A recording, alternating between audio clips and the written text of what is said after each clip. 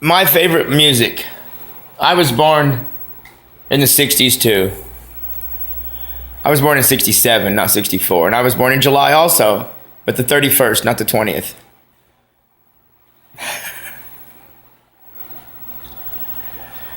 But fuck Kurt Cobain and grunge, okay? Grunge happened.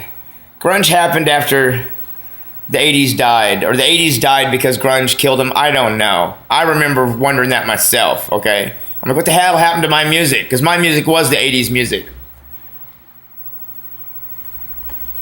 But if you think that Nirvana made grunge, or Nirvana started grunge, you need to go back to school. I was alive in the 80s. I was rocking it out. I had hair down to my ass. Okay? Now look at my hair now. Okay, I may not look like a headbanger.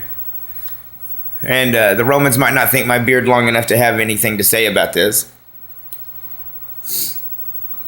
But screw the Romans. They didn't know how to think anyway. Many of the Greeks didn't know how to think. There were a few. Their philosophy was weak. Soundgarden was part equally with the 80s heavy metal rock movement.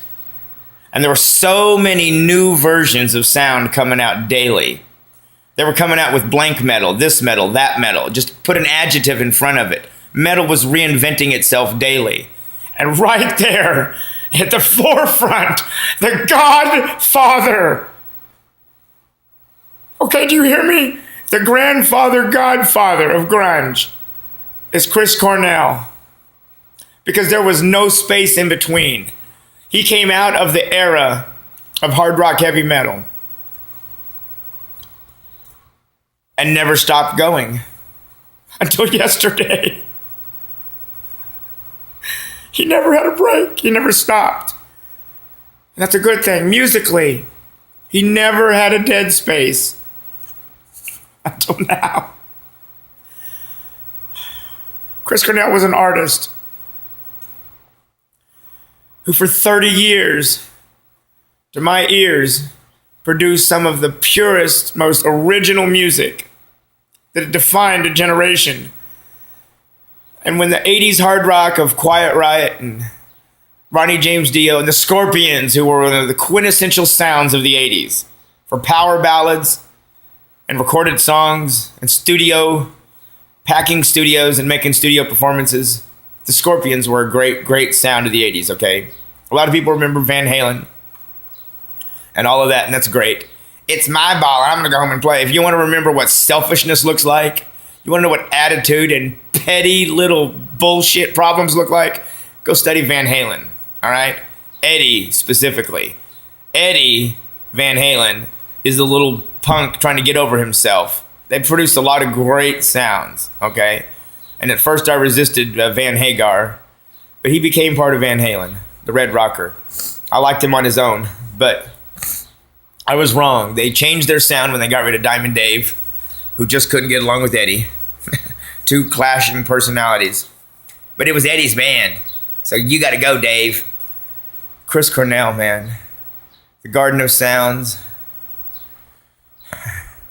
There's a lot of stuff he did that I'm just have to go back and look up. I can't say that I know every single thing he did. I was busy living my own life. But I am a slave to the audio, and I enjoy a garden of sounds. Chris Cornell, he made a sound that became known as grunge. He made a sound that was hard rock heavy metal. He made music. That's all he did, is he made music. And he looked better than me, 3 years older. He looked younger than me. What an incredible, incredible talent. And I'm going to get off here now. God bless us all for having ever heard or known of Chris Cornell. And so now the body of work is complete.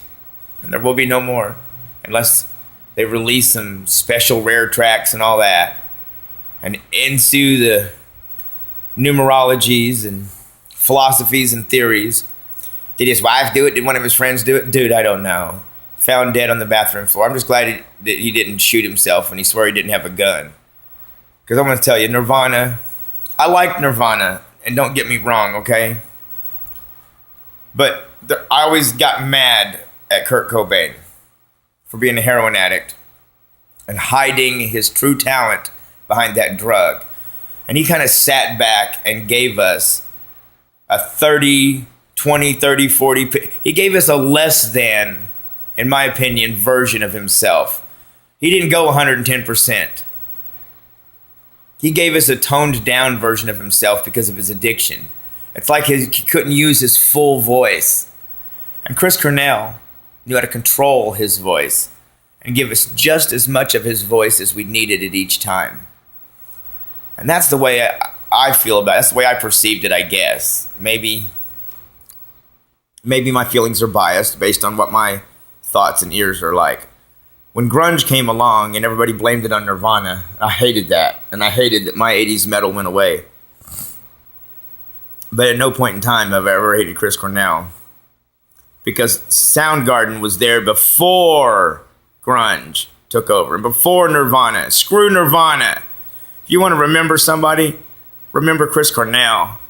You remember an artist that gave and that made music. Remember that Soundgarden was a well-established band in the late 80s. Before the 90s.